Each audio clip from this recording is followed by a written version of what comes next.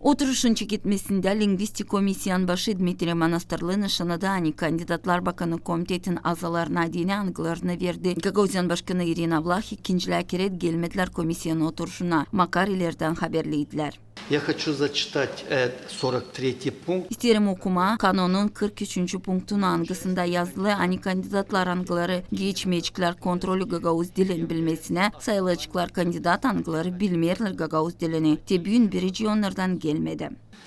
Вот они сегодня все не появились. Gagauzya Halk Topluluğu'nun vice-spikerin görgeli için laflarına göre Gagauzya Halk Topluluğu'nun başı iki kere danıştı. Bakanlık Komitetin hem başkanın adına söyleyip kandidatlar angıları isterler olma Bakanlık Komitetin azaları lazım geçsinler testi bilirler mi onlar Gagauz dilini.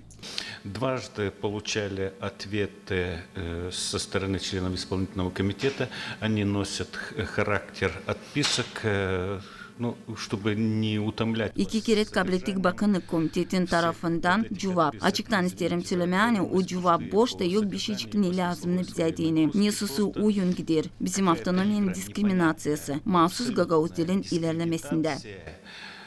Нашей автономии в части необходимости расширения сферы применения гагаузского языка. Bakanlık Komitetin presa hizmetinde bize verdiler kendi komentaryalarını. Bakanın komitetin strukturası hem çalışanların sayısı açıklandı Halk Topluluğu'nun oturuşunda Hiderli sayın 12'sinde. Gagauzya Başkanı'nın kararına göre kandidatlar lazımdı Gagauz dilinde tez geçsinler 5 günün süresinde o vakıttan açan belli edildi onların kandidaturaları. Nişanıcı sani bu vakit bitti Hiderli sayın 19'unda. Test tankısını niyetlerdiler geçirme canavar ayın 17'sinde kanuna karşı gider. Taylerden Gagauzya Halk Topluluğu'nun deputatları yaptılar doğurmakları Bakanın Komitetin kanununa. Onlardan biri bu mahsus Tion Arkimisterler olmak Bakanın Komitetin azası lazım bilsinler Gagauz dilini. Maria Statova, Artyom Topal, GRT Haberler.